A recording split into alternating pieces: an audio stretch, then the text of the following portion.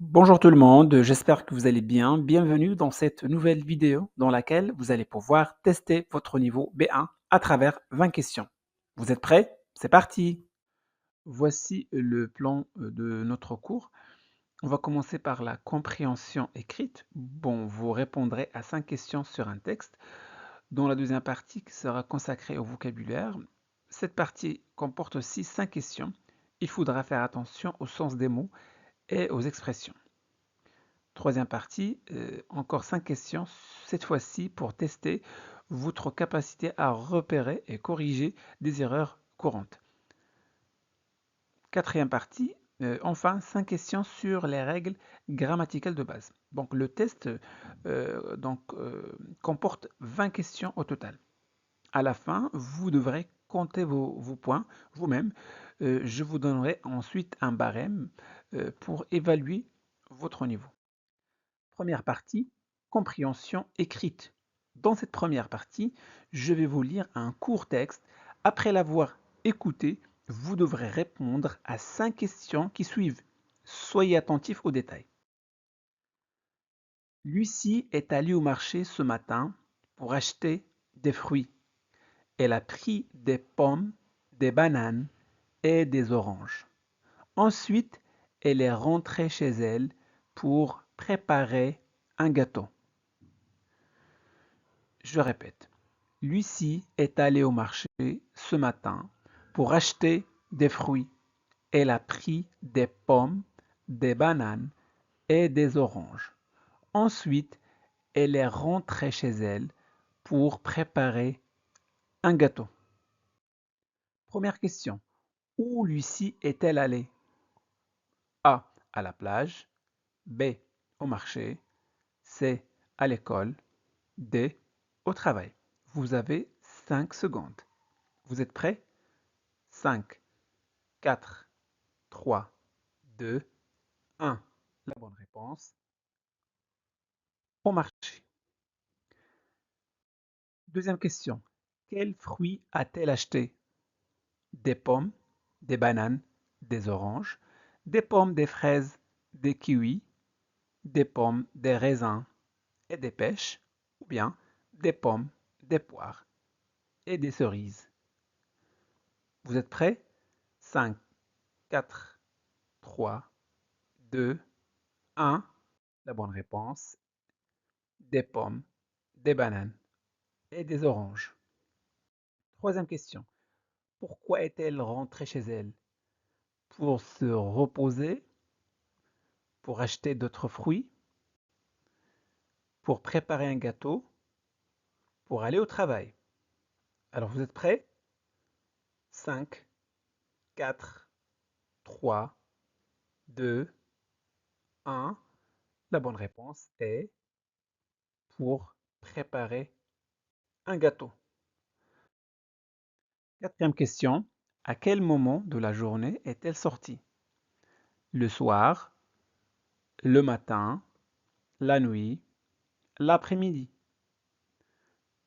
Vous êtes prêts? 5, 4, 3, 2, 1. La bonne réponse est le matin. Cinquième question. Pourquoi Lucie est-elle allée au marché? Pour acheter des vêtements? Pour acheter des fruits? Pour rencontrer des amis? Ou pour acheter des légumes? Vous êtes prêts? 5, 4, 3, 2, 1.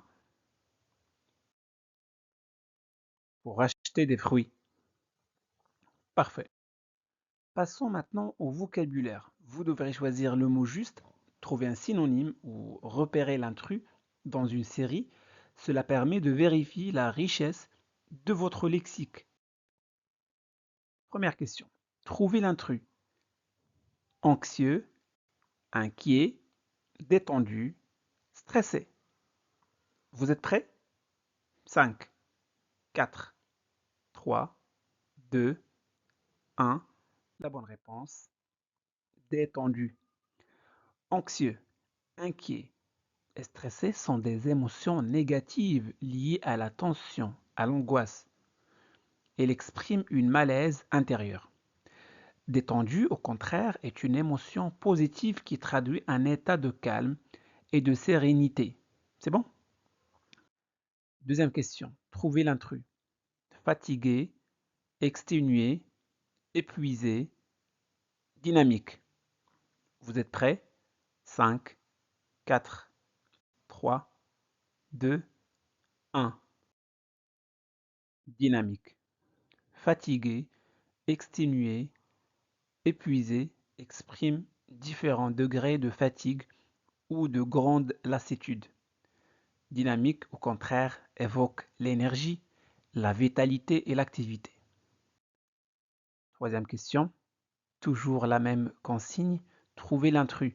Menteur, honnête, malhonnête, fourbe. Vous êtes prêts? 5, 4, 3, 2, 1. Honnête. Menteur, malhonnête, fourbe désigne des personnes peu fiables ou trompeuses. En revanche, honnête est une qualité morale positive. Quatrième question, trouvez l'intrus. Vérité, sincérité, mensonge, honnêteté. Vous êtes prêts? 5, 4, 3, 2, 1. Mensonge, vérité, sincérité et honnêteté sont des notions positives qui expriment la transparence et l'authenticité. Mensonge est le contraire, il traduit une intention de tromper. Dernière question, trouvez l'intrus. Malin, rusé, bête, astucieux. Vous êtes prêts? 5, 4, 3, 2, 1. Bête, malin, rusé et astucieux sont des synonymes qui expriment l'intelligence ou la capacité à trouver des solutions. Bête est leur contraire, cela signifie qu'on manque d'intelligence. Dans cette partie, vous allez vous concentrer sur l'orthographe, repérez les fautes dans les phrases ou choisissez la bonne orthographe parmi plusieurs options. Première question, complétez. Elle a acheté 2 robes rouge clair, rouge clair, rouge clair, rouge clair. Vous êtes prêts? C'est parti. 5, 4, 3, 2, 1. La bonne réponse, rouge clair. Regardez, nous avons ici robe est un nom féminin pluriel. Mais on n'a pas accordé l'adjectif. Pourquoi? Eh bien, lorsqu'un adjectif de couleur est formé de 2 mots, c'est-à-dire un adjectif composé, comme rouge clair, il reste invariable. C'est une règle. Deuxième question, lequel de ces adjectifs numéros est mal écrit? 20, 300, 80, 230.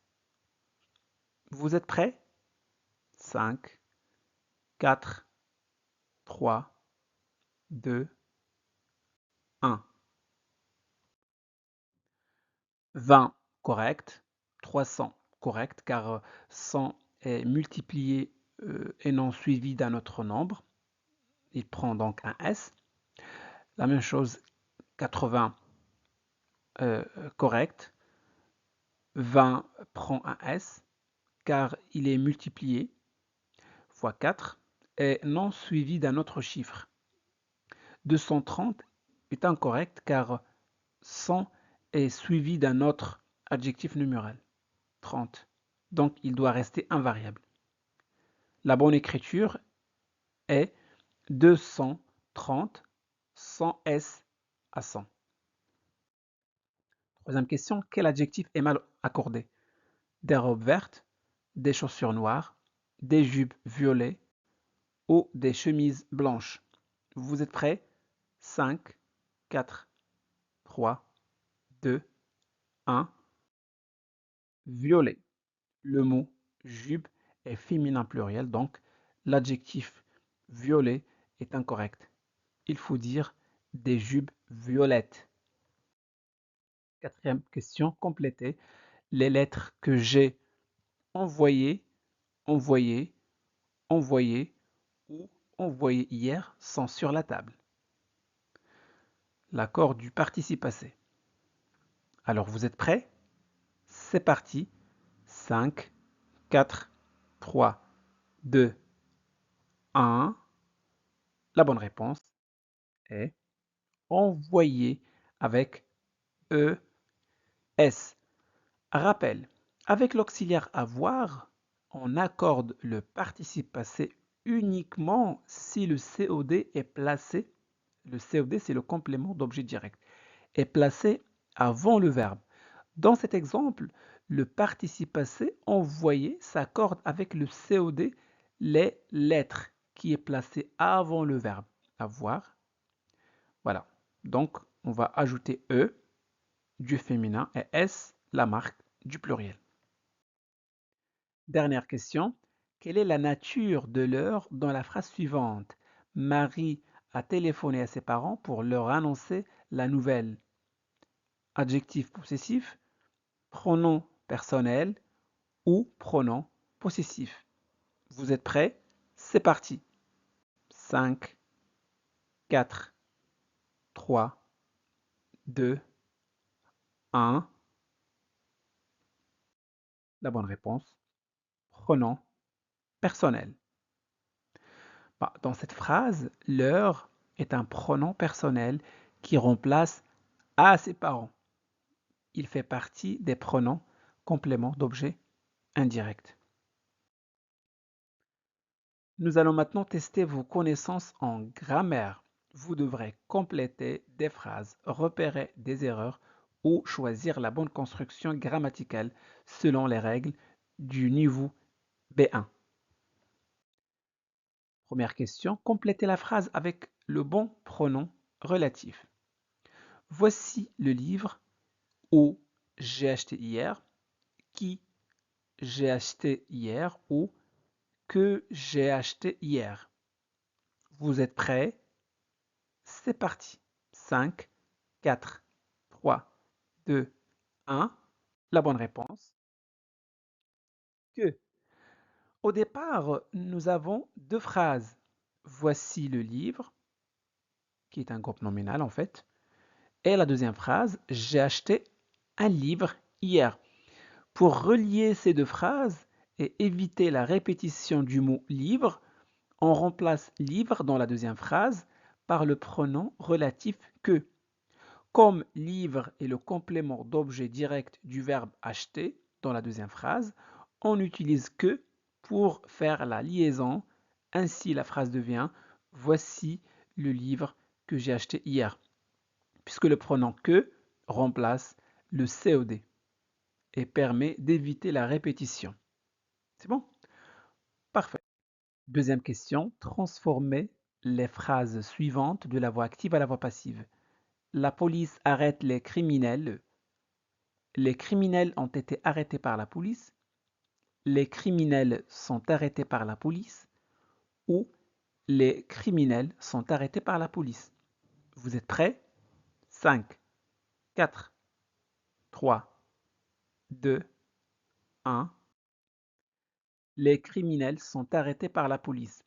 Bah, lorsqu'on transforme une phrase de la voix active à la voix passive, le complément d'objet direct de la phrase active devient le sujet de la phrase passive. Ensuite, on conjugue l'auxiliaire être en même temps que celui du verbe dans la phrase active. Dans ce cas, comme le verbe de la phrase active est au présent, l'auxiliaire être sera également conjugué au présent. Enfin, le participe passé du verbe est accordé en genre et en nombre avec le nouveau sujet, les criminels. Troisième question, choisissez la bonne réponse pour transformer la phrase au discours indirect. Je pars en vacances demain, a dit Paul. Paul a dit qu'il partait en vacances demain. Paul a dit qu'il partirait en vacances demain. Paul a dit qu'il partirait en vacances le lendemain. Alors vous êtes prêts? 5, 4, 3, 2, 1. La bonne réponse. Paul a dit qu'il partirait en vacances le lendemain. Alors, le pronom je dans le discours direct devient il dans le discours indirect, car on rapporte ce que quelqu'un d'autre a dit. Ici, Paul. Très bien. Le temps du verbe. Le futur simple, je partirai, se transforme en conditionnel présent, il partirait. D'accord? Dans le discours indirect pour indiquer une action future par rapport au moment de la narration. Très bien. L'indicateur de temps, demain. Le mot demain, qui indique un futur proche, se transforme en le lendemain dans le discours indirect. Quatrième question. Complétez la phrase suivante avec le temps qui convient. Quand j'étais jeune, je joue, j'ai joué ou je jouais souvent au tennis. Vous êtes prêts? 5, 4, 3, 2, 1. Je jouais souvent au tennis. Quand j'étais jeune, je jouais souvent au tennis. Ici, on évoque une habitude dans le passé. C'est pourquoi l'imparfait est le temps approprié pour exprimer des actions répétées ou des situations qui étaient continues dans le passé. Dernière question. Complétez les phrases avec le verbe entre parenthèses au bon temps. Si j'étais riche, j'aurais acheté une maison au bord de la mer. J'achèterais une maison au bord de la mer ou j'achèterais une maison au bord de la mer. Vous êtes prêts? 5, 4, 3, 2, 1. La bonne réponse. J'achèterais. Il s'agit d'une phrase au conditionnel exprimant une hypothèse ou une situation irréelle dans le présent ou le futur. Dans ce type de structure, après si imparfait, on utilise le conditionnel présent. C'est bon pour indiquer la conséquence de cette hypothèse. Parfait. À présent, vous devrez compter vos points sur 20. Voici le barème que nous allons utiliser pour évaluer votre niveau par rapport au B1. Si vous avez entre 15 et 20 points, cela signifie que le niveau B1 est acquis. Vous êtes capable de comprendre, vous exprimer et interagir de manière autonome dans des situations variées. Si vous avez entre 10 et 14 points, cela indique que le niveau B1 est en cours d'acquisition. Vous avez de bonnes bases, mais certaines compétences doivent être consolidées. Enfin, si vous avez entre 0 et 9 points, cela montre que le niveau B1 n'est pas encore atteint. Il faudra revoir les fondamentaux, notamment ceux du niveau A2, avant de pouvoir progresser vers B1. C'est bon? Donc voilà pour aujourd'hui. J'espère que cette vidéo vous a plu. Si c'est le cas, faites-le savoir en laissant un petit j'aime. Vous pouvez partager cette vidéo avec vos amis pour les aider à progresser en français. Et n'oubliez surtout pas de vous abonner à notre chaîne Classe de français pour ne pas manquer nos prochaines vidéos. Merci de votre confiance. Au revoir.